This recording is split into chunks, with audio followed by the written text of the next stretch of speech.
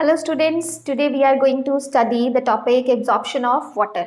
We have already done the DPD and water potential concept, then we have done the transpiration topic. Now we will study absorption of water. Absorption of water में हमें बहुत सारे सब topic study करने हैं like what is the structure of roots क्योंकि main organ absorption of water में है roots. So root structure and what is their role in absorption. Second is horizontal pathway of water transport and third is vertical pathway of water transport. क्योंकि हम मानते हैं कि जो water है वो सॉइल से रूट्स में जाएगा, रूट से फिर होल प्लांट में मूव करेगा, तो कुछ पोर्शन जो होता है वो हॉरिजॉन्टली वाटर मूव करता है, then it moves vertically. So दोनों पाथवेज हम स्टडी करेंगे and last we will study types of absorption, active and passive. So first will discuss the structure of roots and their role.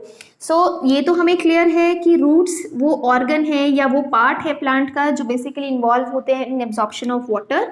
That means in contact with soil. हम यहाँ root का structure draw कर रहे हैं. Generally root के structure में root tip is protected by a cap like structure which is known as root cap. This is root tip.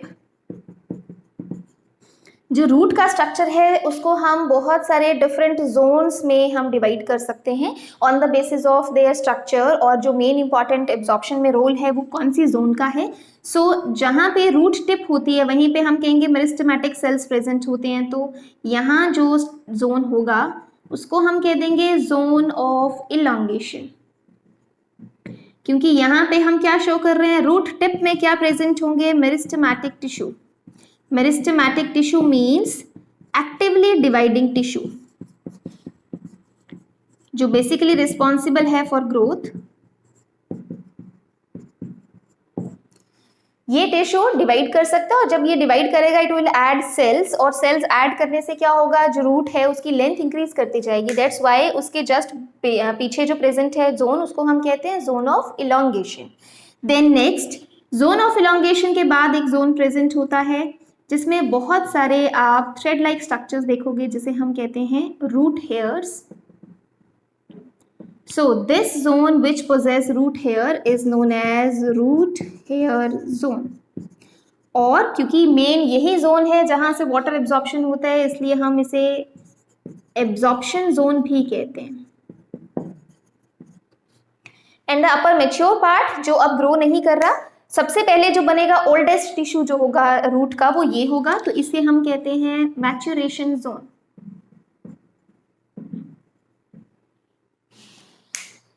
Root hair zone के cells भी धीरे धीरे मेच्योर हो जाएंगे, then they will enter into maturation zone, और जो zone of elongation है उसके सेल्स फिर नए हेयर्स डेवलप कर लेंगे. इस तरह से जो रूट है वो ग्रो करता जाएगा. तो रूट हेयर्स आपको हमेशा जोन ऑफ इलॉन्गेशन के साथ मिलेगा, और जैसे जैसे रूट बड़ा होगा उसका मैच्योरेशन जोन बड़ा होता जाएगा. जो टिप है वहां से ग्रोथ हो रही है but tip is protected by root cap. Generally इस रीजन में यहाँ हम शो करते हैं क्विसेंट सेंटर प्रेजेंट होता है. Quiescent center is made up of nearly 1000 cells and it is crescent shaped. Quiescent centre किसे कहा गया है, ऐसा देखा गया है कि जो रूट के सेल्स हैं वो इक्वल पेस के साथ डिवाइड नहीं करते. कुछ सेल्स ऐसे हैं जो बहुत ही स्लो पेस या फिर वो डिवाइड ही नहीं करते हैं, या तो बहुत स्लो रेट पे डिवाइड करते हैं और they do not divide at all. So उस सेल्स को, उस ग्रुप ऑफ सेल्स को जो डिवीजन शो नहीं करते या डिवीजन शो करते हैं बहुत स्लो रेट पे, they are known as quiescent centre. Quiescent centre जो है वो अपनी एक्टिविटी रिज्यूम कर सकता है अगर उसके आसपास का जो टिश्यू है वो डैमेज हो जाता है. Means they can regain their meristematic activity under emergency conditions. जब उनको लगता है कि टिश्यू डैमेज हो गया और नया टिश्यू बनाना है, then quiescent centre can divide. Otherwise usual normal growth में क्विसेंट सेंटर की जो ग्रोथ है या सेल्स जो क्विसेंट सेंटर में प्रेजेंट है वो डिवाइड नहीं करते या वो ग्रोथ शो नहीं करते हैं. So this is the structure of root. और बेसिकली जो एब्जॉर्प्शन के साथ हमें रिलेटेड है वो कौन सा है, एब्जॉर्प्शन जोन. अब इसमें हमने कहा एब्जॉर्प्शन जोन में बेसिकली क्या प्रेजेंट है, रूट हेयर्स. रूट हेयर्स का फंक्शन क्या है, they increase the surface area for absorption. जितने ज़्यादा रूट हेयर्स होंगे ऑब्वियसली उतना ज़्यादा एब्जॉर्प्शन का रेट बढ़ेगा।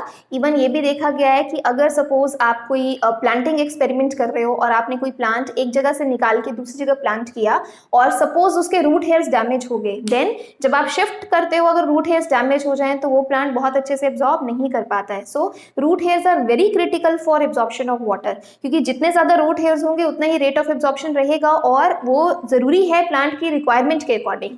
सो रूट हेयर्स हैं क्या? बेसिकली रूट हेयर्स क्या रिप्रेजेंट करते हैं?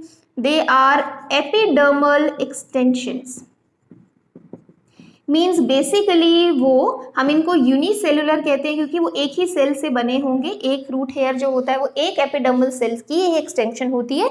यूजुअली जो एक्सटेंशंस होती हैं वो अगर आप क्लियरली उनको देखो तो माइक्रोस्कोपिक आप उनको पूरा स्ट्रक्चर देख पाओगे। नेकेड आई से आपको जस्ट थ्रेड लाइक स्ट्रक्चर्स नजर आते हैं, बट एक्चुअल में जो स्ट्रक्चर है वो हमें माइक्रोस्कोप में उसका विजुलाइज होता है।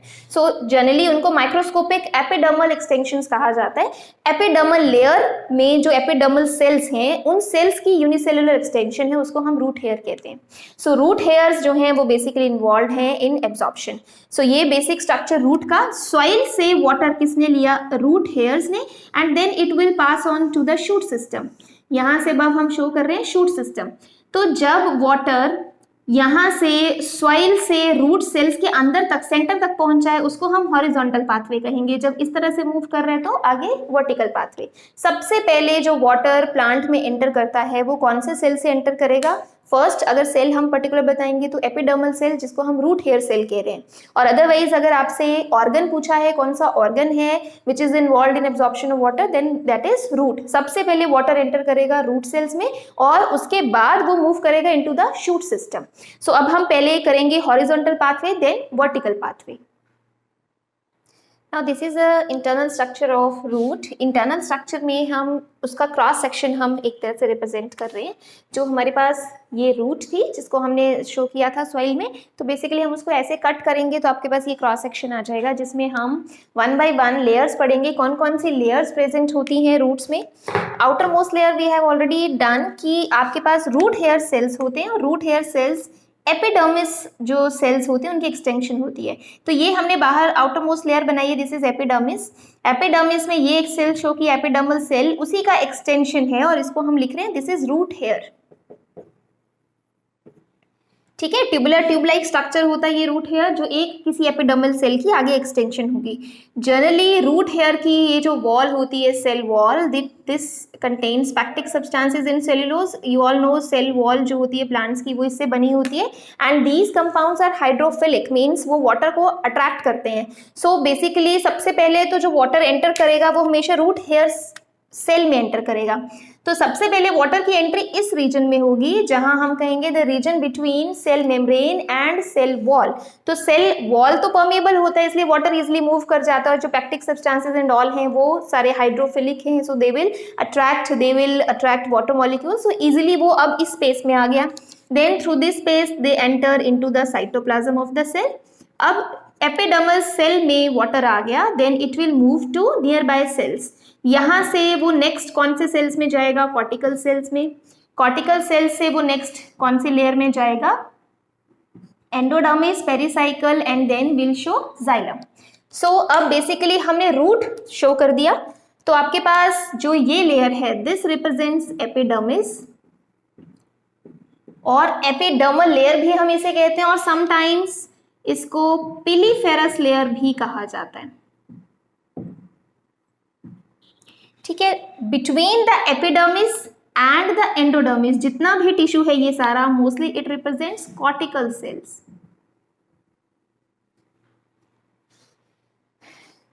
This is endodermis. Inside endodermis जो लेयर है दैट इज पेरिसाइकल, एंड हम ये ज्यूम कर रहे हैं कि पेरिसाइकल के अंदर हम शो कर रहे हैं वेस्कुलर सिलेंडर या वेस्कुलर टिश्यू प्रेजेंट है। और वेस्कुलर टिश्यू में हमारे पास दो चीजें आती हैं, जाइलम एंड फ्लोएम। तो क्योंकि हम एब्जॉर्प्शन ऑफ वाटर कर रहे हैं तो जो मेन वेस्कुलर टिश्यू है जो एब्जॉर्प्शन में इन्वॉल्व होगा दैट इज जाइलम। अब हमने जब वाटर की एंट्री देखी फ्रॉम द सॉइल, ये वाटर कहाँ प्रेजेंट है? सॉइल। सॉइल से वाटर की एंट्री हुई through root hair cells up to xylem. तो देखा जाए अगर ये रूट है तो रूट के रूट हेयर सेल से एंट्री हुई सेंटर तक, सेंटर में क्या प्रेजेंट है, जाइलम। तो जो पाथवे है वो कैसा है, हॉरिजॉन्टल, थ्रू सेल्स वो अंदर तक एंटर कर रहा है, कहां तक एंटर करेगा, जाइलम तक। तो अब इस पाथवे को जिसमें हम root hair cell up to xylem, this pathway is known as horizontal pathway. ठीक है, यहां से लेके जब तक जाइलम तक एंट्री हुई from the root hair cell, this is known as horizontal pathway.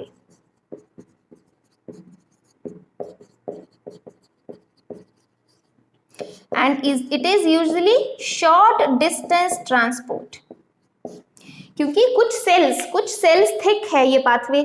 Epidermis cell है, देन आगे कॉर्टिकल सेल्स हैं, देन एंडोडर्मिस, पेरिसाइकल का एक एक सेल है पाथवे में, तो इस तरह से आएगा। अब अल्टीमेटली कहाँ पहुंचा, जाइलम। जाइलम में भी 3-4 टाइप के सेल्स होते हैं, तो कुछ सेल्स का डिस्टेंस वो कवर कर रहा है हॉरिजॉन्टली, तो इसलिए हम इसको शॉर्ट डिस्टेंस ट्रांसपोर्ट कह देते हैं।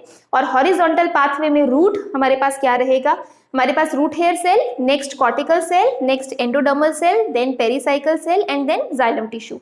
अल्टीमेटली पहुंचना कहां तक है, जाइलम तक।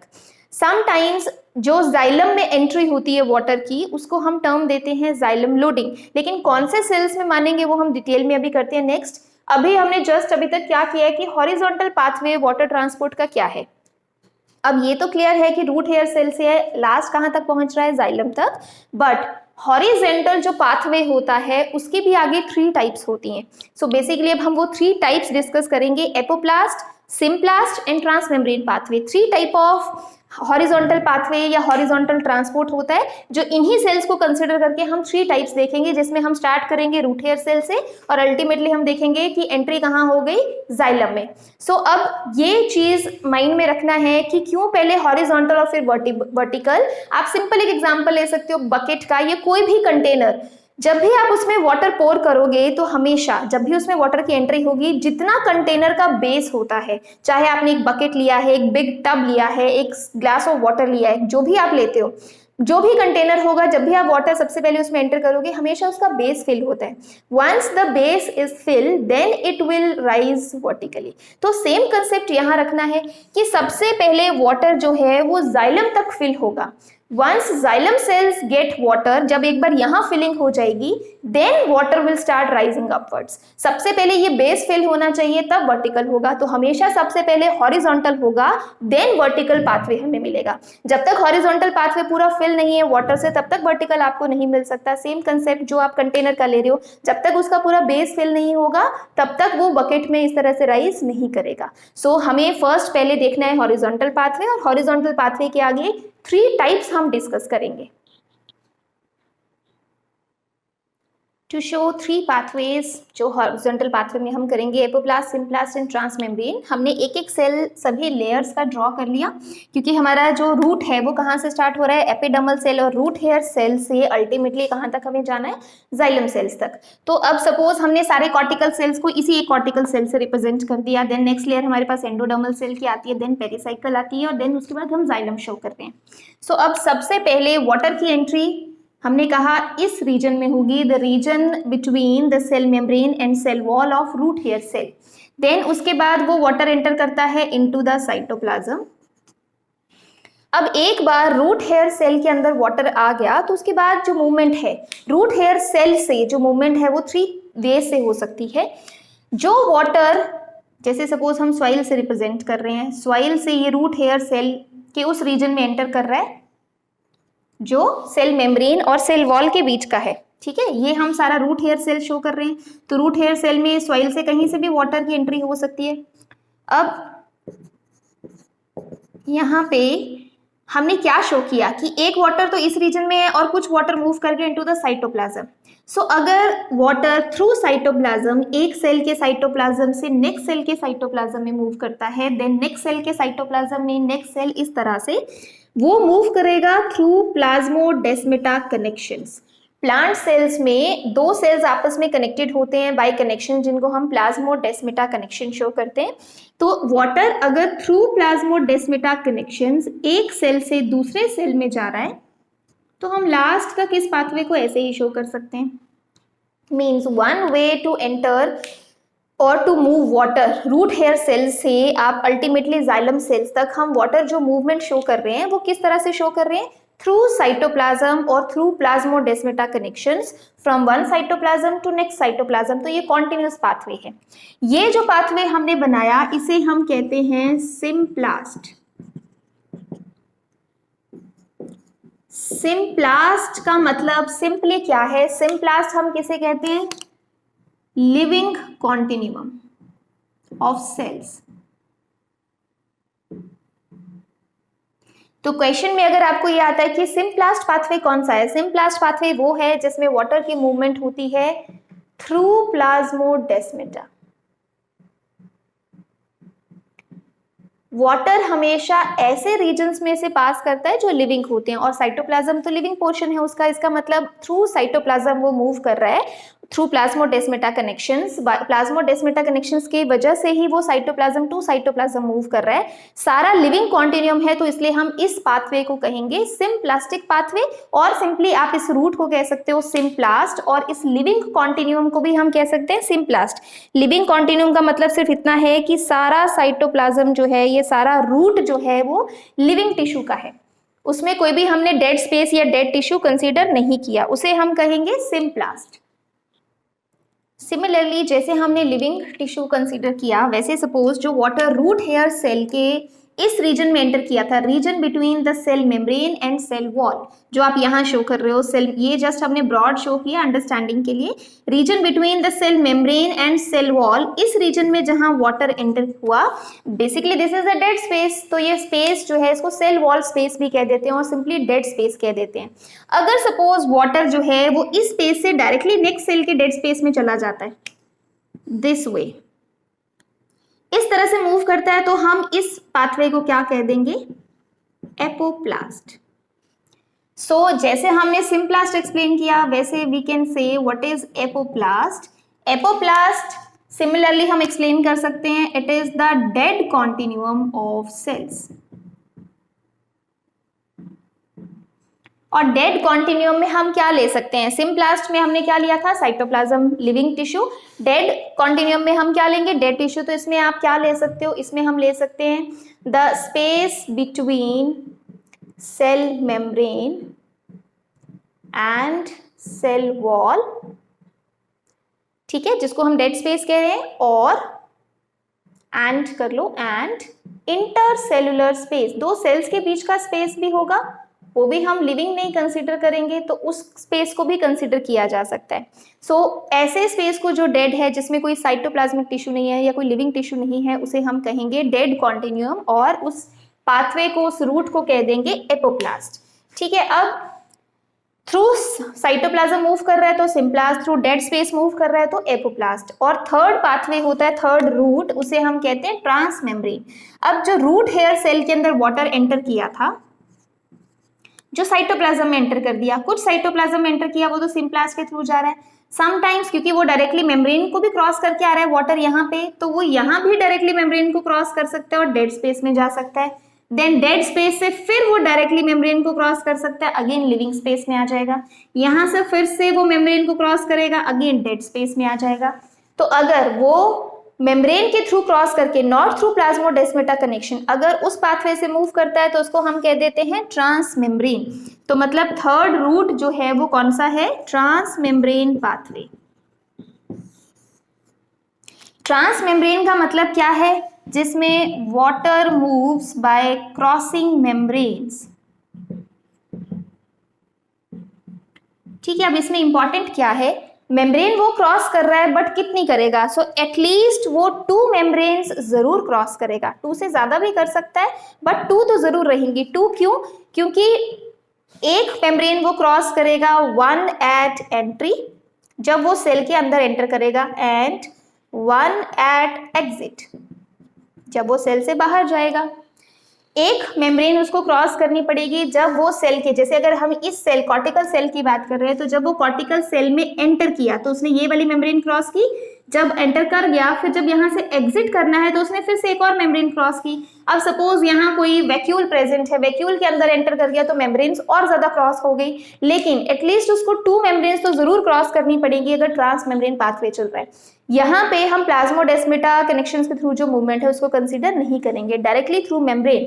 पर ट्रांस मेम्ब्रेन में क्या एक पॉइंट इंपॉर्टेंट है, जो सिम्प्लास्ट था उसमें सारा लिविंग कॉन्टिन्यूम था, सारा का सारा लिविंग टिश्यू। जो एपोप्लास्ट था उसमें सारा का सारा डेड टिश्यू था, इसलिए हमने उसको डेड कॉन्टिन्यूम कह दिया था। पर जो ट्रांस मेम्ब्रेन है उसमें डेड एंड लिविंग दोनों आपके पास टिश्यू आते हैं। जब वो एंटर कर गया साइटोप्लाज्म में तो लिविंग, जब वो एंटर कर गया मेम्ब्रेन क्रॉस कर लिया तो फिर से डेड स्पेस, डेड स्पेस से फिर से नेक्स्ट मेम्ब्रेन। तो इसमें आपके पास दोनों तरह के, इसलिए हम इसको कोई कॉन्टिन्यूम नहीं कह रहे हैं, इसमें डेड टिश्यू भी है और इसमें लिविंग टिश्यू भी है। ठीक है, अब आपके पास 3 पाथवेज हमने कंसिडर कर लिए, सिम्प्लास्ट, एपोप्लास्ट, ट्रांस मेम्ब्रेन। अब इसमें से अगर ये क्वेश्चन आता है कि कौन सा पाथवे कॉन्टिन्यूअस है from root hair cell to xylem cells, तो ये हम कौन सा पाथवे लेते हैं, सिम्प्लास्ट। सिम्प्लास्ट मैंने लास्ट तक ड्रॉ किया है। यहाँ हम अज्यूम क्या कर रहे हैं कि जाइलम सेल्स जो हैं वो भी अभी लिविंग, हम यंग सेल्स को कंसीडर किया है। जाइलम में भी मैं आपको बताऊंगी यंग भी हो सकते हैं, डेड भी हो सकते हैं, उसके अकॉर्डिंग हम बाद में करेंगे। अभी मैं कंसीडर कर रही हूँ कि जाइलम सेल्स भी क्या है, लिविंग सेल्स हैं। अब जो सिम्प्लास्टिक पाथवे है वो तो लास्ट तक चलेगा। लास्ट तक क्यों चलेगा, क्योंकि सभी सेल्स में प्लाज्मोडेस्माटा कनेक्शंस होते हैं, तो उसमें कोई प्रॉब्लम नहीं है, वो एंड तक चल सकता है। ठीक है, बट जो एपोप्लास्टिक पाथवे होता है और जो ट्रांस मेम्ब्रेन पाथवे होता है, ये दोनों पाथवे जो होते हैं वो थोड़ा थोड़ा चेंज आपको मिलता है। देखो, अगर रूट हेयर सेल या कॉर्टिकल सेल दिया है तो उसमें आपको एपोप्लास्ट भी मिलेगा, यहाँ से चल रहा है, सॉरी एपोप्लास्ट यहाँ चल रहा है, और ट्रांस मेम्ब्रेन भी मिलेगा। बट रूट हेयर सेल और आगे कॉर्टिकल सेल्स की जितनी भी लेयर्स हैं 3, 4, वहां तक तो आपको ये दोनों पाथवेज मिलते हैं। जो एंडोडर्मल सेल होता है वहां पे ब्रेक हो जाता है। ठीक है, एंडोडर्मल सेल में हमने एक थिक वॉल बनाई है, बाकी सेल्स में मैंने ड्रॉ नहीं किया, सिर्फ एक एंडोडर्मल सेल में हमने एक थिक वॉल बनाया है। इसको हम कहते हैं, this represents casparian strip. Root cells में जो एंडोडर्मल सेल्स होते हैं उसमें एक थिक वॉल प्रेजेंट होती है जिसको हम कहते हैं, थिकनिंग प्रेजेंट होती है सेल वॉल पे, जिसको हम कहते हैं casparian strips. Now what is the function of casparian strips? Casparian strips block the movement of water from dead space. देखो, वो इतनी थिक है कि यहाँ से एपोप्लास्ट वाला वाटर आगे नहीं जा सकता, ना ही ट्रांस मेम्ब्रेन वाला वाटर आगे जा सकता है। तो जितना भी वाटर एपोप्लास्ट में होता है again moves back to symplast. Likewise जितना भी यहाँ डेड स्पेस में होगा जो ट्रांस मेम्ब्रेन से मूव कर रहा था, that will also move to symplast. जो भी वाटर है वो एंडोडर्मल सेल्स में सिर्फ एक पाथवे से एंटर कर सकता है, दैट इज सिम्प्लास्टिक पाथवे। कोई कंफ्यूजन आपने इसमें नहीं रखना है। पहली बात, सिम्प्लास्ट लास्ट तक कॉन्टिन्यूअस है। सेकेंड थिंग, अगर हमें एपोप्लास्ट और ट्रांस मेम्ब्रेन दिया है तो हम अप टू कॉर्टिकल सेल्स उसको कंसीडर करेंगे। रूट हेयर सेल से कॉर्टिकल सेल्स तक आपको तीनों पाथवेज मिल रहे हैं। जब हमें एंडोडर्मल सेल दिया है तो एंडोडर्मल सेल में याद रखना है कि उसमें ना तो एपोप्लास्टिक चलता है ना ही trans membrane. Entry of water into the endodermal cell जो है वो सिर्फ एक पाथवे से होता है, सिम्प्लास्टिक पाथवे।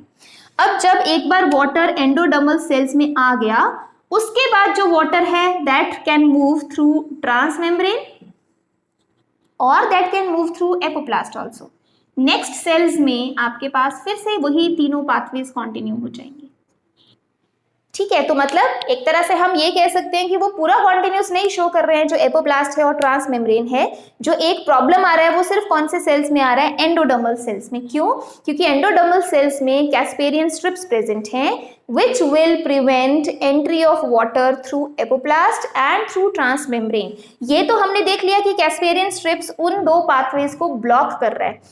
एंडोडर्मल सेल सिर्फ एक पाथवे को अलाउ कर रहा है, कौन सा pathway, symplast. But once water enters into the endodermal cell, एक बार आ गया उसके बाद फिर से आपके पास तीनों पाथवेज चल रहे हैं, फिर वो उसको ब्लॉक नहीं करेगा, आगे तीनों पाथवेज चल रहे हैं क्योंकि कैस्पेरियन स्ट्रिप्स एक वॉल में प्रेजेंट है, इस तरफ नहीं प्रेजेंट है, तो इस तरफ वो तीनों पाथवेज आराम से चल सकते हैं। अब क्वेश्चन ये है कि कैस्पेरियन स्ट्रिप्स ने इसको ब्लॉक क्यों किया? क्यों ऐसा नहीं था कि वाटर जो है वो तीनों पाथवे से मूव कर जाए?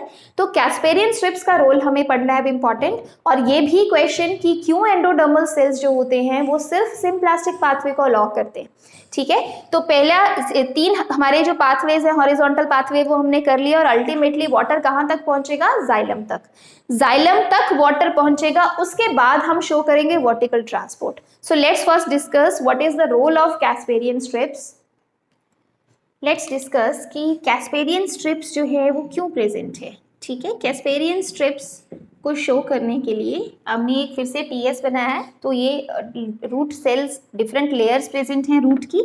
Outer most we all know epidermis है, देन जितना भी टिश्यू बीच में प्रेजेंट है it represents cortical layers, cortical cells. उसके बाद जो लेयर प्रेजेंट है that is endodermis, and this is pericycle, and center में हम शो करेंगे जाइलम। तो बेसिकली जो हम हॉरिजॉन्टल पाथवे पढ़ रहे हैं उसमें हम क्या शो कर रहे हैं कि through root hair cell water enter किया और यहाँ से मूव करेगा वो कहाँ तक? Up to the xylem. ये हॉरिजॉन्टल पाथवे है हमारा। ठीक है, अब क्या होता है, हमने ये बताया कि 3 पाथवेज हॉरिजॉन्टल में भी 3 टाइप्स है। सिम्प्लास्ट भी हो सकता है, एपोप्लास्ट भी हो सकता है, ट्रांसमेम्ब्रेन भी हो सकता है। तो देखा जाए रूट हेयर सेल से लेके जाइलम तक all the 3 pathways can work. सिर्फ एक एंडोडर्मल सेल्स हैं जहां पे सिर्फ सिम्प्लास्ट चल सकता है, वहां पे एपोप्लास्ट और ट्रांसमेम्ब्रेन नहीं होगा। देखो पहली तो बात आपको ये अंडरस्टैंड करना है कि कैस्पेरियन स्ट्रिप्स प्रेजेंट कहाँ पे हैं? They are present on the radial wall. Radial क्यों कहते हैं? क्योंकि आप सेंटर से इधर तक लोगे तो वो रेडियस हुआ, it's a type of circle. तो यहां से यहां हम रेडियस रिप्रेजेंट कर सकते हैं। ठीक है, क्योंकि यहां तक आप रेडियस रिप्रेजेंट कर रहे हो तो रेडियस में आगे ये वॉल आ रही है इसलिए हम इसको रेडियल वॉल कह देते हैं। पर रेडियल वॉल कौन सी? क्योंकि एंडोडर्मिस की तो 2 वॉल्स हैं, ये भी है और ये भी है, 2 तरफ सेल की वॉल्स होंगी। पर कौन सी वॉल पे कैस्पेरियन स्ट्रिप्स बनेंगी? वो wall which is toward the root hair zone, root hair cells. तो जो वॉल आउटर वॉल है जो रूट हेयर सेल्स की तरफ को है, क्योंकि एंट्री ऑफ वाटर तो वहीं से होना है, तो उस वॉल पे कैस्पेरियन स्ट्रिप्स मिलती हैं। मींस यू कैन से जो आउटर वॉल है, आउटर वॉल हम कहेंगे या फिर हम कहेंगे wall towards root hair cells, वहां पे हमें कैस्पेरियन स्ट्रिप्स मिलती हैं। ये हमने थिक शो कर रखी है, ये कैस्पेरियन स्ट्रिप्स हैं। ठीक है, thickening on the cell wall. Casparian strips simply क्या होती हैं? They are made up of suberin. So usually तो हम ये मानते हैं कैस्पेरियन स्ट्रिप्स बनी होती हैं सुबेरिन से, बट समटाइम्स अगर सुबेरिन का अमाउंट कम है तो उसमें लिग्निन भी हो सकता है। ऐसा भी हो सकता है कि सुबेरिन एंड लिग्निन बोथ हमें मिले। तो सबसे इंपॉर्टेंट तो सुबेरिन, एंड सेकेंड हम क्या ले सकते हैं? लिग्निन। लिग्निन की डिपोजिशन या सुबेरिन की डिपोजिशन को बेसिकली हम कैस्पेरियन स्ट्रिप्स कह रहे हैं। और कैस्पेरियन स्ट्रिप्स प्रेजेंट कहाँ पे हैं? आउटर वॉल या फिर हम कहेंगे wall towards the root hair cells, जहां से वाटर की एंट्री हो सकती है। और वो अगर हम पूरे सेल रूट में देखें तो 360 डिग्री कहीं से भी वाटर की एंट्री हो सकती है, क्योंकि रूट हेयर सेल्स तो सभी जगह प्रेजेंट होंगे। सो इसलिए पूरी आउटर वॉल जो होती है that shows Casparian strips. Now question is कि कैस्पेरियन स्ट्रिप्स क्यों प्रेजेंट हैं? हमने 3 पाथवेज कहे थे, सिम्प्लास्ट, एपोप्लास्ट एंड ट्रांसमेम्ब्रेन। तो उसमें क्या रीजन है? कैस्पेरियन स्ट्रिप्स का सबसे important function is to prevent backflow of water from dead space। ठीक है, देखो अब इसका कंसेप्ट क्या है। सिंपली हमें पता है कि जो वाटर है वो थ्रू डेड स्पेस भी एंटर किया, थ्रू सिम्प्लास्ट भी एंटर किया, but symplast means living tissue. तो लिविंग टिश्यू पे प्लांट का कंट्रोल होता है। जो वाटर एक बार सिम्प्लास्ट में एंटर कर गया वो कभी भी रूट हेयर सेल से बाहर नहीं जाएगा। ऑस्मोसिस वाला कंसेप्ट, एक बार उसने मेम्ब्रेन क्रॉस कर लिया तो वो वाटर जो होता है प्लांट उसको सेल्स उसको यूज कर लेते हैं, तो it can not move back into the soil. But जो water through dead space move कर रहा है, dead space means the space between cell membrane and cell wall, उस पर कोई चेक नहीं है। तो वो वाटर पहले सॉइल में पानी बहुत ज्यादा था, फ्लो के साथ पानी डेड स्पेस में एंटर कर गया। बट अगर सपोज सॉइल में पानी कम हो जाता है तो जो डेड स्पेस में वाटर है वो वापस भी तो बैक फ्लो कर सकता है। डेड स्पेस पे प्लांट का कोई कंट्रोल नहीं है। तो इसलिए कैस्पेरियन स्ट्रिप्स ये अलाउ करते हैं कि कॉर्टिकल सेल्स तक तो जितना वाटर आ गया, सपोज डेड स्पेस पे बहुत सारा वाटर प्रेजेंट है, सिम्प्लास्ट में भी है, जो सिम्प्लास्ट का वाटर है वो तो एंडोडर्मल सेल्स में गया ही। रूट्स ने ये इंश्योर किया कि जो वाटर डेड स्पेस में प्रेजेंट था, क्योंकि चांसेस हैं कि वो वापस जा सकता है, वो सारा का सारा वाटर फिर से सिम्प्लास्ट में एंटर किया, तभी तो वो एंडोडर्मिस में एंटर कर सकता था। एक बार एंडोडर्मल सेल्स में जो वाटर आ गया, क्योंकि वो सारा थ्रू सिम्प्लास्ट आया, अब रूट्स ये श्योर हैं कि वो वाटर कभी भी वापस नहीं जाएगा। कॉर्टिकल सेल्स तक जितना वाटर डेड स्पेस में प्रेजेंट है, इट कैन मूव बैक, ठीक है। तो यहां तक डेड स्पेस का वाटर जो है वो वापस जा सकता है।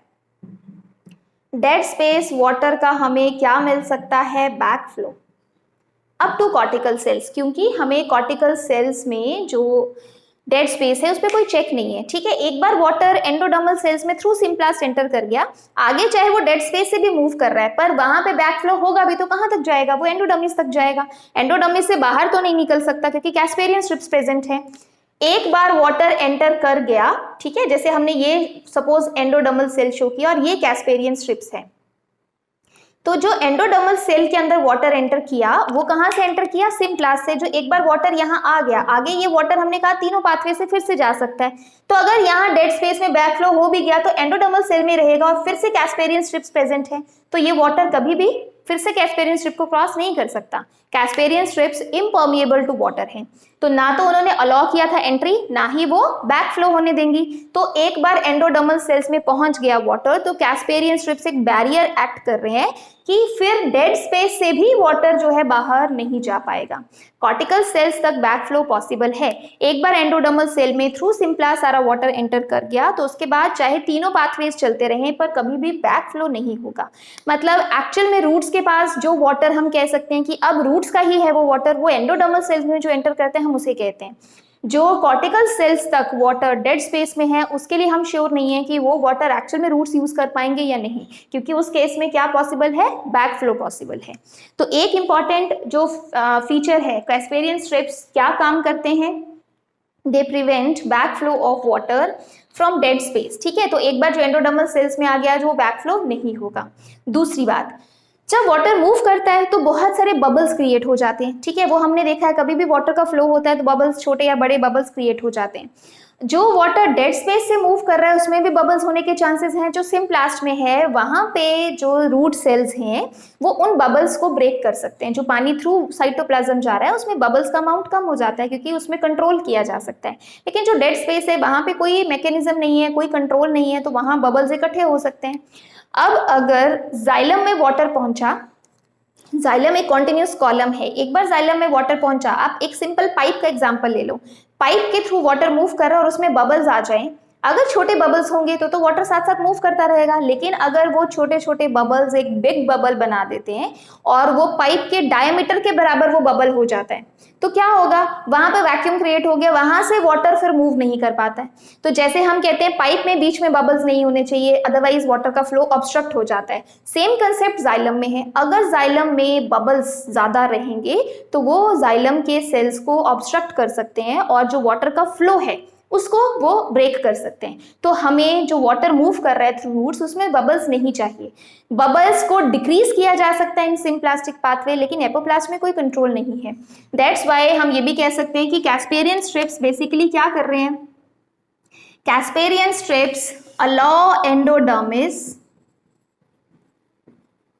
कैस्पेरियन स्ट्रिप्स कौन सी लेयर में प्रेजेंट है? एंडोडर्मिस से। They allow endodermis to prevent entry of bubbles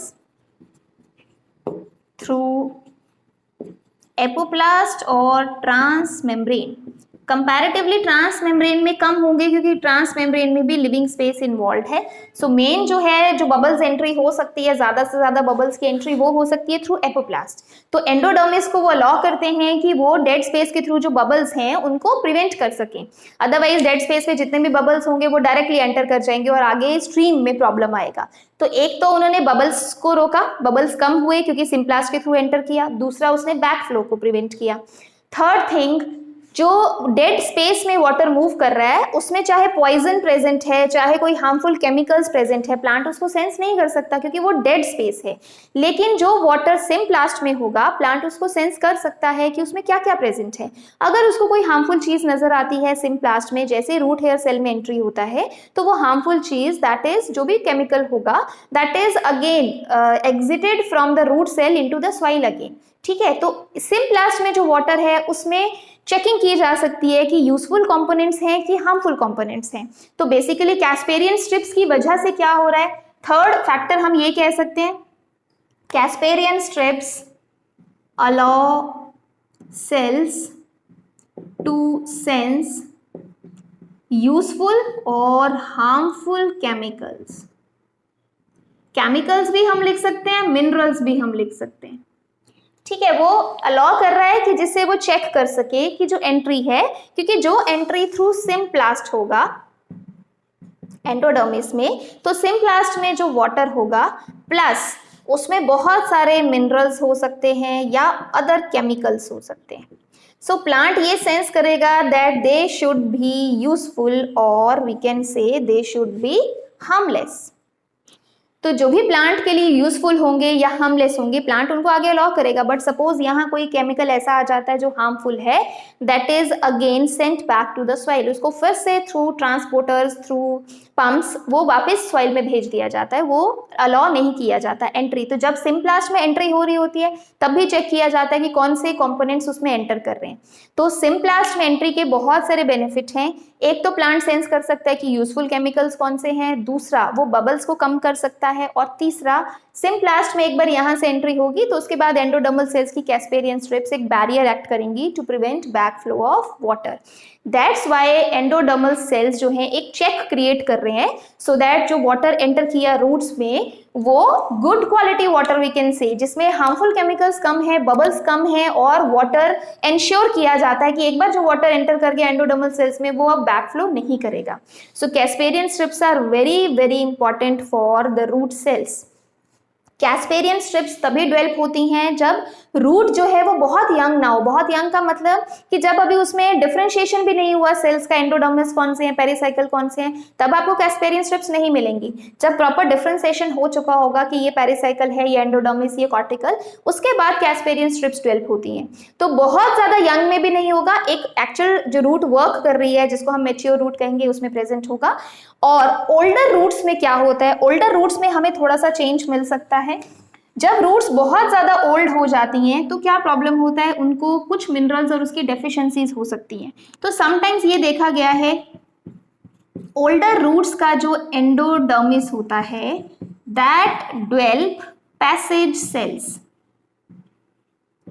अब पैसेज सेल्स क्या है, सिंपली क्या होता है, कुछ सेल्स जो होते हैं वो कैस्पेरियन स्ट्रिप्स शो नहीं करते हैं, उनमें वो कैस्पेरियन स्ट्रिप्स या थिकनिंग प्रेजेंट नहीं होती हैं।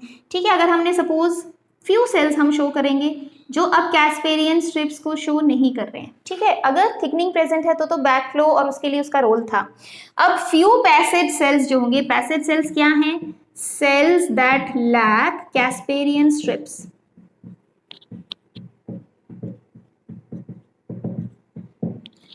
पूरा एंडोडर्मल सेल्स में तो आपको कैस्पेरियन स्ट्रिप्स मिलेंगी ही मिलेंगी, बट कुछ सेल्स होते हैं जिनको हम कह रहे हैं पैसेज सेल्स। क्यों डेवलप किए गए, वो समटाइम्स अगर रूट्स को कोई डेफिशिएंसी है ऐसे मिनरल्स की, the minerals which can not directly cross membrane, तो वो कुछ पैसेज सेल डेवलप कर लेते हैं। पैसेज सेल डेवलप करने से क्या बेनिफिट होगा कि जो मिनरल्स हैं through water directly dead space से एंटर कर सकते हैं और आगे पास ऑन किए जा सकते हैं। सो ऐसा नहीं है कि पैसेज सेल्स की वजह से चेक नहीं रहेगा, क्योंकि most of the endodermal cells में तो आपके पास क्या होंगी, कैस्पेरियन स्ट्रिप्स प्रेजेंट होंगी। पैसेज सेल्स जस्ट उन वो क्या काम कर रहे हैं कि जस्ट उन मिनरल्स को अलाउ कर रहे हैं जो डेफिशिएंसी जिनकी है या जो डायरेक्टली मेम्ब्रेन को क्रॉस नहीं कर पा रहे हैं। तो ओल्डर रूट्स में आपको पैसेज सेल्स मिल सकते हैं, बहुत यंग रूट्स में आपको पैसेज सेल्स नहीं मिलेंगे। So this is all about the role of casparian strips.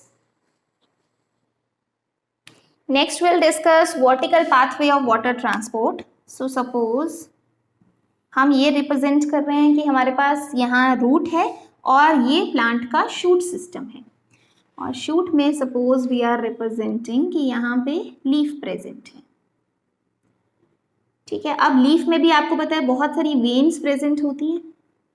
Veins में क्या प्रेजेंट होता है? Xylem and phloem. Vascular tissue present होता है। सपोज हम यहाँ ये शो कर रहे हैं।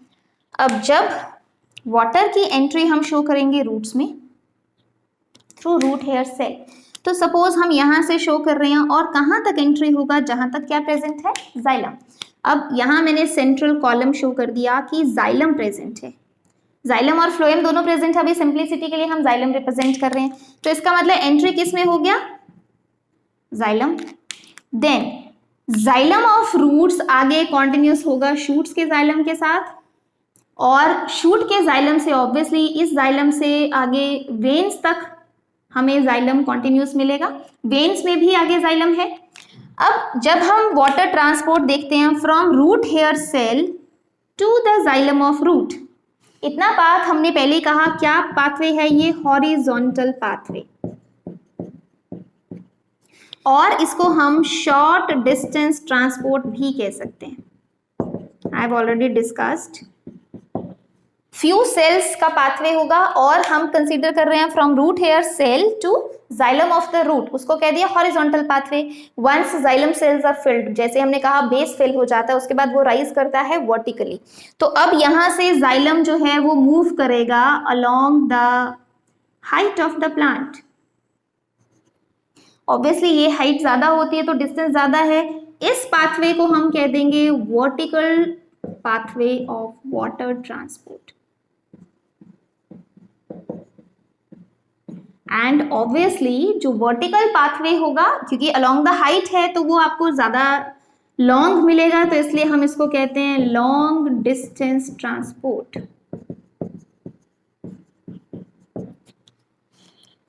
ठीक है, अब सपोज शूट में तो पहुंच गया, अब हमें लीव्स तक भी वाटर पहुंचाना है क्योंकि लीव्स को भी वाटर की रिक्वायरमेंट है। तो जब यहाँ के जाइलम से वाटर फिर कुछ सेल्स मूव करेगा और यहाँ के जाइलम तक पहुंचेगा, तो अगेन ये डायरेक्शन हमारे पास क्या है? हॉरिजॉन्टल। हम कहेंगे यहाँ के जाइलम से वो मूव कर रहा है into the xylem of the leaf. ठीक है, तो इस ये भी कुछ सेल्स थिक होगा। Again this represents horizontal pathway, या हम इसको और क्या कह सकते हैं? Short distance transport. हमने एक एग्जाम्पल लीफ लिया है, आप यहाँ पे कोई भी एग्जाम्पल ले सकते हो। फ्लावर्स में जा सकता है, फ्रूट्स में जा सकता है, लीव्स में, ब्रांचेस में, आगे जो भी हॉरिजॉन्टली मूव कर रहा है वो हॉरिजॉन्टल पाथवे में आएगा। तो एक तरह से वाटर की एब्जॉर्प्शन स्टार्ट कहाँ से हुई थी? हॉरिजॉन्टल, लॉन्ग डिस्टेंस मूव की, और फिर लास्ट में जब पहुंचा रहा है वो सब डिफरेंट पार्ट्स तक वो वाटर पहुंचा रहा है, वो अगेन कौन सा है? Short distance transport, that is horizontal pathway. So अब हॉरिजॉन्टल पाथवे एक हमें यहां मिला जब एंट्री हुई वाटर की, और एक यहाँ पे जब वो डिफरेंट पार्ट्स को डिस्ट्रीब्यूट कर रहा है। अगर हम इस पार्ट्स की बात करें, अब जब जाइलम है, मेन इंपॉर्टेंट पहले जाइलम है, इसके साथ रिलेटेड टू टर्म्स हैं। एक टर्म आती है जाइलम लोडिंग और एक टर्म आता है जाइलम अनलोडिंग।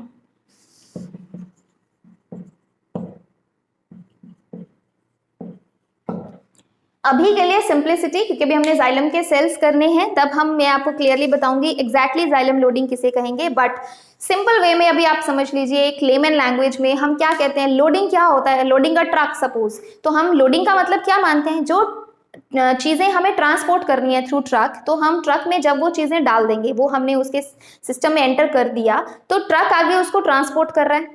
जब हमने वो चीजें सारी ट्रक में डाल दी तो हम उसको क्या टर्म यूज करेंगे? लोडिंग। आगे वो ट्रक मूव कर रहा है और डिफरेंट डायरेक्शंस में मूव कर रहा है, और जहां डेस्टिनेशन है वहां तक ले गया। वहां पे जब सारा ट्रक से सामान निकाल लिया गया, जो भी हमने चीजें उसमें लोड की थी, तो हम टर्म यूज करेंगे अनलोडिंग। जनरल लैंग्वेज में भी हम यही यूज करते हैं, लोडिंग अ ट्रक, अनलोडिंग अ ट्रक, हम यही वर्ड यूज करते हैं। पैकिंग, अनपैकिंग, जिसको आप समझ लो एक तरह से। तो यहाँ भी सेम कंसेप्ट है। जब वाटर एंटर कर गया इनटू जाइलम, तो हमने टर्म कह दिया जाइलम लोडिंग। तो जाइलम लोडिंग सिंपली क्या है? Entry of water into xylem. ठीक है, सिंपल लैंग्वेज में। अब जाइलम, रूट्स के जाइलम में सबसे पहले एंट्री हुआ, इसी जाइलम के थ्रू शूट तक पहुंचा। जब शूट के जाइलम से वो नियर बाय सेल्स में गया, so that it can be transported to different tissue, चाहे वो लीव्स में जा रहा है, चाहे फ्रूट्स में, फ्लावर्स में, आगे ब्रांचेस में, किसी भी टिश्यू में गया, लेकिन जैसे ही वो जाइलम से बाहर निकला आगे ट्रांसपोर्ट के लिए, ठीक है, तो उसको हम कह देंगे अनलोडिंग। सपोज यहाँ के जाइलम से वो मूव कर रहा है, अब यहाँ वेन से हमने पढ़ा था कि जाइलम से आगे वो बंडल शीथ सेल्स में जाता है, बंडल शीथ सेल्स के बाद मेसोफिल टिश्यू में जाता है, एपिडर्मिस में जाता है, डिफरेंट टिश्यू में जा रहा है। तो एक बार जब वो जाइलम से बाहर निकल जाता है तो हम उसके लिए टर्म यूज कर देंगे unloading. Xylem unloading means exit of water from xylem.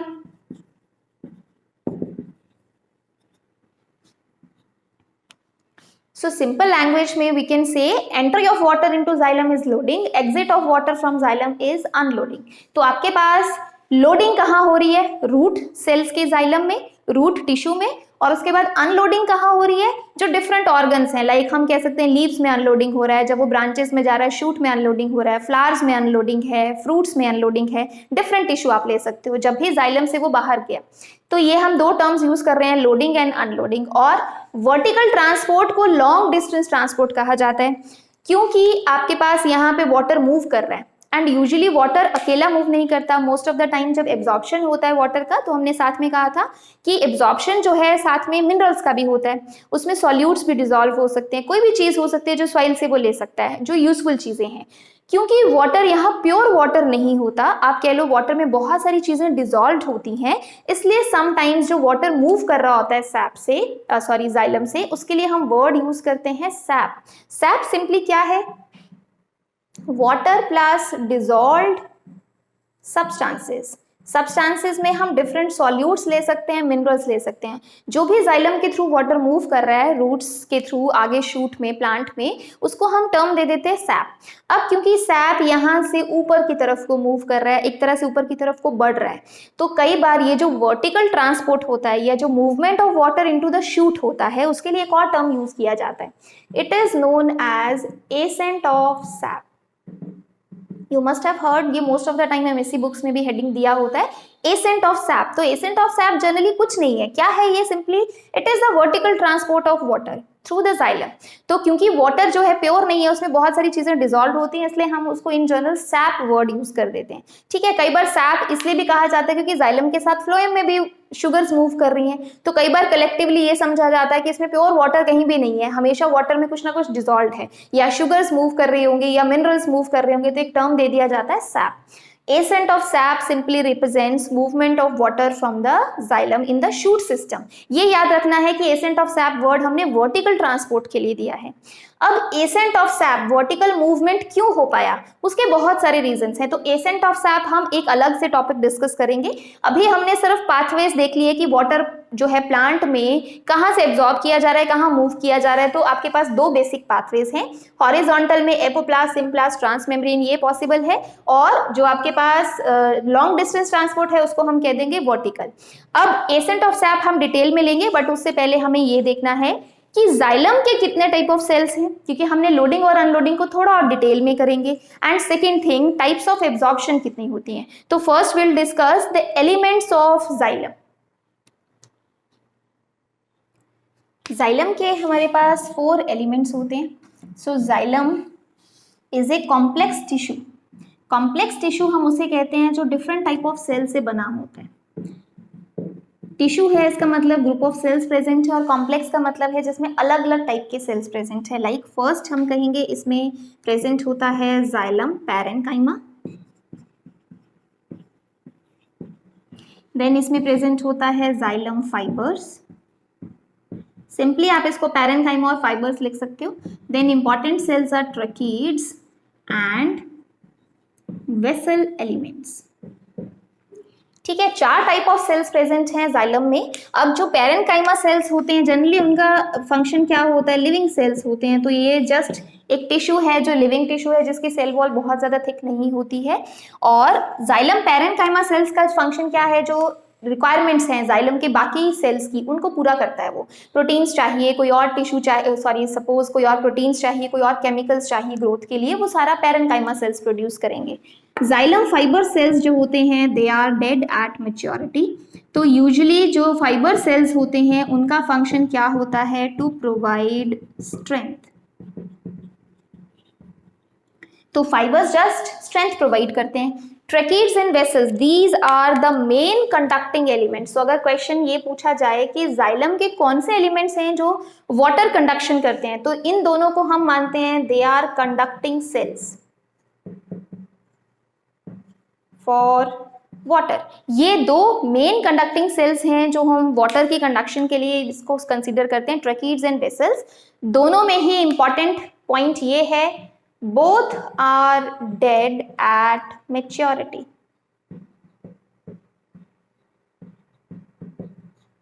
इसका मतलब सिर्फ सेल वॉल प्रेजेंट होती है, बाकी अंदर का जो भी सेल कंटेंट था वो सारा डाई कर जाता है, पेरिश कर जाता है, सिर्फ सेल वॉल्स प्रेजेंट होती हैं। तो ट्रैकीड्स और वेसल्स को डेड क्यों हो जाते हैं? क्योंकि वाटर का मूवमेंट इतना ज्यादा होता है कि अगर थ्रू साइटोप्लाज्म मूव करेगा तो वो उसकी मेम्ब्रेन और उसको टीयर ऑफ कर देगा। तो इसलिए सिर्फ सेल वॉल्स प्रेजेंट होती हैं और थिक वॉल्स प्रेजेंट होती हैं जिसमें लिग्निन की डिपोजिशन होती है, और वो थिक वॉल्स एक स्ट्रॉन्ग सिस्टम प्रोवाइड करती हैं जिसके थ्रू वाटर मूव कर पाए। वर्टिकल ट्रांसपोर्ट में बहुत ज्यादा जरूरत है कि स्ट्रॉन्ग सिस्टम हो, अदरवाइज सेल्स डाई कर जाएंगे। तो ट्रैकीड्स एंड वेसल्स, जो यंग सेल्स हैं वो ज्यादा कंडक्शन में इन्वॉल्व नहीं हुए, जो मेच्योर सेल्स हैं, मेच्योर सेल्स मेच्योरिटी पे जो डेड हो चुके हैं, वो हमारे मेन कंडक्टिंग सेल्स हैं वाटर के ट्रांसपोर्ट के लिए। ठीक है, तो 4 टाइप के सेल्स प्रेजेंट है जाइलम में। अब क्वेश्चन में आपको कई बार जिम्नोस्पर्म्स और एंजियोस्पर्म्स का कंपैरिजन भी दिया होता है। तो एक इंपॉर्टेंट पॉइंट ये है दैट जो वेसल एलिमेंट्स हम कह रहे हैं they are present only in angiosperms. बाकी सारे तो आपको जिम्नोस्पर्म्स में भी मिलेंगे, लेकिन वेसल एलिमेंट सिर्फ एंजियोस्पर्म्स में प्रेजेंट होता है, एंड नीटेल्स ऑर्डर होता है जिम्नोस्पर्म्स का, उसमें भी प्रेजेंट है। अदरवाइज बाकी जिम्नोस्पर्म्स में आपको वो नहीं मिलेगा। एक्सेप्शन सिर्फ नीटेल्स ऑर्डर है, क्योंकि ये हमने देखा है नीटेल्स ऑर्डर में काफी कैरेक्टर्स जो हैं वो जिम्नोस्पर्म्स की तरह और कुछ कैरेक्टर्स एंजियोस्पर्म्स की तरह हैं। तो नीटेल्स ऑर्डर में भी वेसल एलिमेंट्स डेवलप हो गए, बट सिर्फ एंजियोस्पर्म्स है जिसमें वेसल एलिमेंट्स प्रेजेंट हैं। जिम्नोस्पर्म्स में जो कंडक्टिंग टिश्यू है वो सिर्फ कंडक्टिंग सेल्स कौन से हैं? सिर्फ ट्रैकीड्स। एंजियोस्पर्म्स में दोनों ट्रैकीड्स एंड वेसल्स हम कंसीडर करेंगे। सो अब हम इनका डायग्राम देखते हैं कैसे ट्रैकीड्स और वेसल्स जो हैं वो कंडक्शन में इन्वॉल्व हैं। ट्रैकीड्स और वेसल्स का जो स्ट्रक्चर होता है दैट इज डिफरेंट। जो ट्रैकीड्स हैं they are usually spindle shaped cells. तो वो इस तरह से स्पिंडल शेप्ड सेल्स हैं, लेकिन वो एक के साथ एक ऐसे अरेंज्ड होते हैं। स्पिंडल का मतलब क्या है कि उनके जो एंड्स होते हैं दे आर पॉइंटेड। मिडल में वो थोड़े ब्रॉड हो सकते हैं but they have pointed ends. And usually जो ट्रैकीड्स हमने बनाए उसमें बहुत सारे पिट्स प्रेजेंट होंगे। कोई भी पैटर्न आप बना सकते हो, कुछ केसेस में आपको पर्टिकुलर पैटर्न मिलेगा, कुछ में जस्ट ग्रुप्स मिलेंगे, बट ये ध्यान रखना है जनरली एक ट्रैकीड के जो पिट्स होते हैं वो दूसरे ट्रैकीड के अगेंस्ट पिट्स के अगेंस्ट ओपन होते हैं। मतलब एक के पिट्स जो होते हैं फेस करते हैं दूसरे के पिट्स को। तो जब आपके पास इस तरह से वो फेस करते हैं तो इनको हम टर्म दे देते हैं पिट पेयर्स। मोस्टली ऐसा होता है, बस जरूरी नहीं है। अगर एक साइड ही पिट प्रेजेंट है दूसरी साइड नहीं है तो उसको ब्लाइंड पिट कह देते हैं, but usually pit pairs present होते हैं। ठीक है, तो अगर ये पिट पेयर्स इस तरह से प्रेजेंट हैं, अब एक बार ट्रैकीड में वाटर एंटर कर जाता है तो उसके बाद उसकी मूवमेंट कैसे होता है?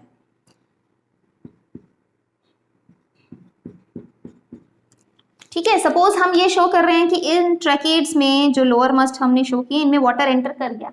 अब क्योंकि इसका एंड तो आगे जाके पॉइंटेड है तो इसका मतलब यहाँ से वो मैक्सिमम इधर तक जा सकता है। तो इसलिए मूवमेंट कैसे होता है, ये जो ट्रैकीड है इसका वाटर नियर बाय ट्रैकीड में जा सकता है, इस ट्रैकीड से थ्रू पिट पेयर्स यहाँ जा सकता है, इस ट्रैकीड से थ्रू पिट पेयर्स यहाँ जा सकता है, इस ट्रैकीड से नेक्स्ट वाले में जाएगा। तो आपने देखा इस तरह से जिग जैग मूवमेंट हो रहा है वाटर का। सो इसमें एक कॉन्टिन्यूस कॉलम नहीं बनता, बट एक ट्रैकीड के पिट पेयर्स दूसरे के ऑपोजिट होंगे तो वो इससे इसमें चला गया, इसके बाद इससे नेक्स्ट वाले में चला जाएगा, उससे नेक्स्ट वाले में, इस तरह से वो जिग जैग मूव करता रहता है। तो ये ट्रैकीड्स हैं, tracheid cells which are spindle shaped, or you can say pointed at ends. But जो vessel elements होते हैं they form a continuous column.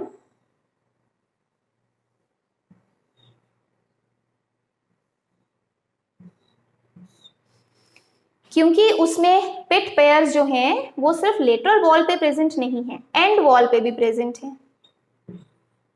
ठीक है, ऐसे हम बहुत सारी रोज बना सकते हैं वेसल्स की। तो वेसल्स में जो एंड वॉल है उसमें बड़े बड़े साइज के पिट्स प्रेजेंट होते हैं, जिनको हम, अब इस प्लेट को हम परफोरेशन प्लेट कह देते हैं या एंड प्लेट कहते हैं। ठीक है, this plate is now known as perforation plate और एंड प्लेट। और इस सेम जैसे उसमें हमने देखा वैसे इसकी लेटरल वॉल में भी पिट पेयर्स प्रेजेंट होंगे। आपको डिफरेंट डिफरेंट पैटर्न्स मिल सकते हैं अलग अलग टाइप के प्लांट्स में या अलग अलग टाइप के जाइलम टिश्यू में। अगर हम कंपेयर करें तो हमें डिफरेंट पैटर्न्स मिल सकते हैं, बट ये है कि ये भी लेटरल ट्रांसपोर्ट में हेल्प करते हैं। बट वेसल्स में ये कॉन्टिन्यूस आपको ट्रांसपोर्ट मिल सकता है। कैसे? क्योंकि इसमें अगर एक वेसल सेल में वाटर एंटर कर गया तो वो through end plate next vessel में चला जाएगा, थ्रू एंड प्लेट नेक्स्ट में जाएगा, और इस तरह से वो कॉन्टिन्यूसली मूव कर सकता है। वर्टिकली भी ऑब्वियसली वो मूव कर सकता है, ऐसा नहीं है कि आप इसको शो नहीं कर सकते, आप वर्टिकल भी शो कर सकते हो इस तरह से। बट एक कॉन्टिन्यूस कॉलम बन सकता है थ्रू वेसल्स। तो वेसल्स में हम इसको एक continuous column of water represent कर सकते हैं। ट्रैकेट्स में जिगजैग होगा, लेकिन वेसल्स में एक कॉन्टिन्यूस कॉलम। तो वेसल सिर्फ एंजियोस्पर्म्स में प्रेजेंट है, इसलिए एंजियोस्पर्म्स में तो इजी है ये। जिम्नोस्पर्म्स का भी मैकेनिज्म क्लियर नहीं है क्योंकि उसमें सिर्फ थ्रू ट्रैकेट्स मूव कर सकता है, वेसल्स उसमें प्रेजेंट नहीं है। तो ये मूवमेंट थ्रू जाइलम और जाइलम के ट्रैकेट्स और वेसल्स के थ्रू है। अब हमने जो टर्म पढ़ा था जाइलम लोडिंग एंड अनलोडिंग, तो ये याद रखना है कि generally xylem loading true sense में एक्चुअल डेफिनेशन क्या है? जब हम कहेंगे एंट्री ऑफ वाटर, अगर तो आपको डिफरेंट टिश्यू दे रखा है, जाइलम हमने कंसीडर किया था, बट अगर जाइलम में भी स्पेसिफिक पूछा है तो कौन से सेल्स लेंगे? जाइलम में भी स्पेसिफिक हम लेंगे, या तो आपको ट्रैकेट्स दिया हो या आपको दिया हो वेसल्स। लोडिंग हम तब मानते हैं जब वाटर जो है या तो वेसल्स में एंटर करे या ट्रैकेट्स में। अगर मुझे दिया है कि वाटर एंटर कर गया जाइलम पैरेन्काइमा में, तो उसको मैं ट्रू लोडिंग नहीं मानूंगी। अगर तो आपको ऑप्शंस में इस तरह से दिया है कि जाइलम में एंटर करता है, कि फ्लोएम में, कि आपके पास कोई और टिश्यू दिया है एंडोडर्मिस में, तब तो आपको क्लियर है कि आपको सिर्फ एक टिश्यू पहचानना है, तो टिश्यू हमने बोल दिया जाइलम है। बट अगर जाइलम में भी पर्टिकुलरली सेल्स पूछे हैं तो हम जाइलम पैरेन्काइमा और फाइबर्स को कंडक्टिंग सेल्स नहीं मानते। तो आपको लोडिंग कैसे एक्सप्लेन करना है? Loading is entry of water into tracheids और वेसल्स, और ट्रैकेट्स एंड वेसल्स दोनों भी दिया हो सकता है। तो लोडिंग हमने एक्सप्लेन ऐसे करना है, entry of water into tracheids and vessels. Similarly unloading कैसे एक्सप्लेन करेंगे? Exit of water from tracheids and vessels. अगर जाइलम पैरेन्काइमा में भी पानी है तो हम उसको अनलोडिंग या उसके लिए एक्सप्लेन नहीं कर सकते। हम एग्जिट कहां से कंसीडर करेंगे? ट्रैकेट से या वेसल से। सिमिलरली एंट्री किस में कंसीडर करेंगे? ट्रैकेट्स या वेसल्स। अगर ट्रैकेट्स या वेसल्स में वाटर एंटर करता है जाइलम लोडिंग, अगर वहां से एग्जिट कर जाता है जाइलम अनलोडिंग। तो लोडिंग और अनलोडिंग अगर सेल्स वाइज टिपिकली पूछा है तो आपको इस तरह से एक्सप्लेन करना है। और ये चीज याद रखना कि ये जो हम वेसल्स और ट्रैकेट्स बना रहे हैं, दीज आर डेड सेल्स, सिर्फ हमने सेल वॉल्स बनाई है, अंदर का कोई कंटेंट इसमें प्रेजेंट नहीं है। तो एक इंपॉर्टेंट क्वेश्चन आपको ये भी आ सकता है कि अगर जाइलम, सिंपली जाइलम पूछा है, तो जाइलम में तीनों पाथवेज चल सकते हैं, सिम्प्लास्ट, एपोप्लास्ट, ट्रांसमेम्ब्रेन। बट अगर मैंने आपको स्पेसिफिकली जाइलम में ट्रैकेट्स या वेसल्स दे रखा है तो हम ये ज्यूम करते हैं, अगर तो उसने लिखा है यंग ट्रैकेट्स एंड वेसल्स, तो यंग ट्रैकेट्स तो आपके पास लिविंग होते हैं, तो वो तो नॉर्मल जैसा हमने पहले किया वैसा ही रहेगा। बट अगर उसने दिया है मैच्योर ट्रैकेट्स एंड वेसल्स, या स्पेसिफाई किया है डेड ट्रैकेट्स या वेसल्स, या कुछ भी स्पेसिफाई नहीं किया, यंग भी नहीं लिखा, सिंपली ट्रैकेट्स एंड वेसल्स, तो हम एज्यूम करेंगे कि ट्रैकेट्स एंड वेसल्स मैच्योर हम ले रहे हैं। मैच्योर हैं तो वो क्या होंगे? डेड। अगर वो डेड हैं तो उसमें कौन सा पाथवे चलेगा? उसमें साइटोप्लाज्म है ही नहीं, तो ना तो ट्रांसमेम्ब्रेन चल सकता है ना ही सिम्प्लास्ट। तो दैट मीन्स जो ट्रैकेट्स एंड वेसल्स डेड होते हैं उसमें सिर्फ और सिर्फ एक पाथवे चल सकता है, दैट इज एपोप्लास्टिक पाथवे। ठीक है, तो आपसे ये क्वेश्चन भी पूछा जा सकता है कि चाहे वर्टिकल ट्रांसपोर्ट हो रहा है या ड्यूरिंग हॉरिजॉन्टल ट्रांसपोर्ट भी, जब जाइलम सेल्स स्पेसिफाई किया है कि वेसल्स और ट्रैकेट्स हैं, तो इन दोनों में कौन सा पाथवे चल रहा है? चाहे इससे पहले जाइलम पैरेन्काइमा सेल था, पैरेन्काइमा सेल में तीनों चल रहे थे क्योंकि वो तो लिविंग सेल्स हैं, बट जब उनसे वेसल्स और ट्रेकीड्स में एंट्री होगी तो एक ही पाथवे है apoplastic. Why? Because tracheids and vessels are dead at maturity. तो हमारे पास इन दोनों में जो पाथवे चल रहा है दैट इज एपोप्लास्टिक पाथवे। जो एक कॉन्टिन्यूस कॉलम बन रहा है वो भी कौन से पाथवे आगे मूव कर रहा है, कौन से स्पेस के थ्रू मूव कर रहा है, डेड स्पेस, सो उसको हम एपोप्लास्टिक पाथवे कहेंगे। Okay, so this is all about types of xylem elements. Now we'll discuss types of absorption. So types of absorption, water absorption जो है वो दो टाइप की हो सकती है इन जनरल, जो हम पढ़ते हैं एक्टिव एंड पैसिव। एक्टिव वो होता है which uses energy, passive means without use of energy. So passive absorption में energy use नहीं होगा, बट जो एक्टिव एब्जॉर्प्शन है उसमें हम विद यूज ऑफ एनर्जी ये जो प्रोसेस चलेगा। पैसिव एब्जॉर्प्शन क्या है? It is based on transpiration process.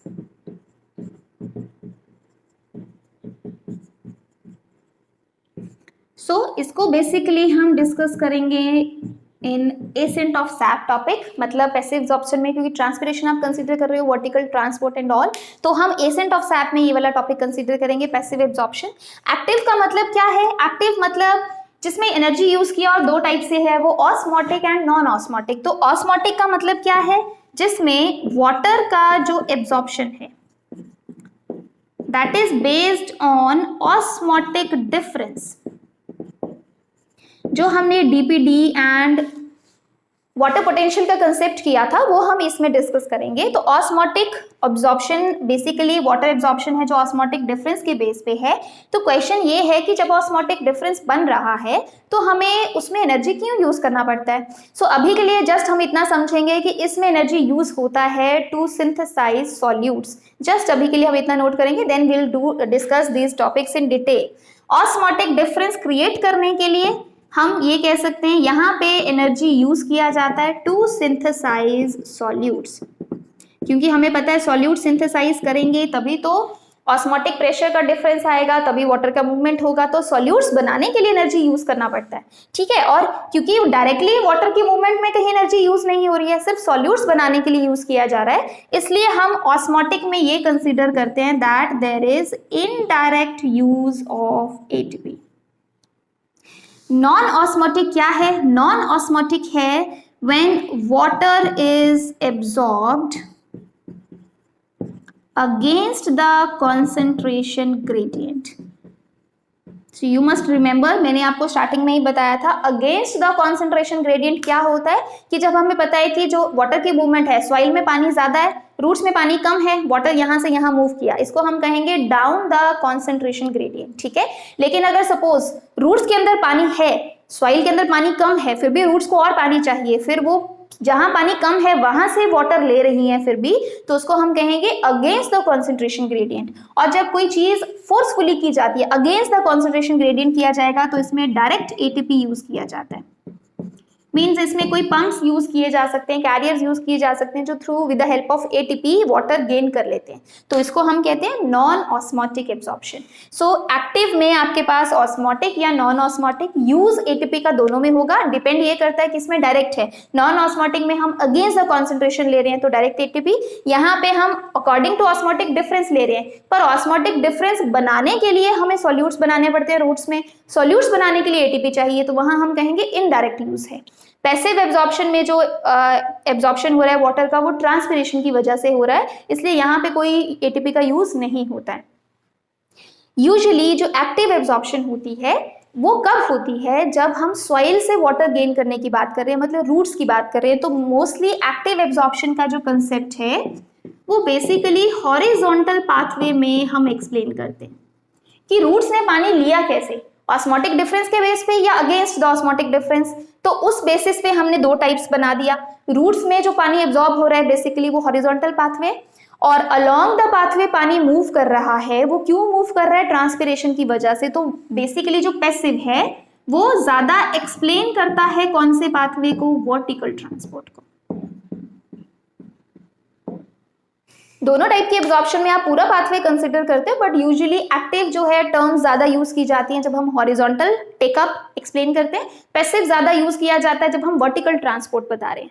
ठीक है, तो ये दो टाइप्स की एब्जॉर्प्शन है जिसको प्लांट्स में हम देखते हैं यूजुअली। तो ऐसा नहीं है कि पैसिव एब्जॉर्प्शन हो रही है तो हम एक्टिव को कंसीडर नहीं करेंगे। पैसिव एब्जॉर्प्शन हो रहा है तो मेन आप इसको कंसीडर कर रहे हो, उस केस में हम ये कह रहे हैं कि through out the pathway energy use नहीं हो रहा है। एक्टिव एब्जॉर्प्शन का मतलब स्टार्टिंग में उसने पानी गेन किया, तो जो गेन कर रहा है वो ऑस्मोटिक डिफरेंस की वजह से या एनर्जी की हेल्प से, वो हम मेन कंसेप्ट ले रहे हैं। आगे जब एक्टिव एब्जॉर्प्शन हो जाता है तो आगे जो मूवमेंट होता है हो सकता है उसमें थोड़ा बहुत रोल पैसिव का भी हो, पर आपने एक बार एनर्जी यूज कर लिया तो उसको हम एक्टिव एब्जॉर्प्शन में कंसीडर करेंगे। और अगर कहीं भी एनर्जी यूज नहीं हुआ तो हम उसको पैसिव एब्जॉर्प्शन कहेंगे। तो इसके लिए मेन ड्राइविंग फोर्स क्या है? ट्रांसपिरेशन। उसके लिए मेन ड्राइविंग फोर्स क्या है? एनर्जी। एनर्जी की हेल्प से किया जा रहा है। ठीक है, तो ये हमारे पास दो टाइप्स ऑफ एब्जॉर्प्शन है। In the next class will discuss in detail कि पैसिव एब्जॉर्प्शन और एसेंट ऑफ सैप कैसे होता है, और एक्टिव एब्जॉर्प्शन में जो टाइप्स हैं उसमें डीपीडी का कंसेप्ट हम कैसे इन्वॉल्व करते हैं।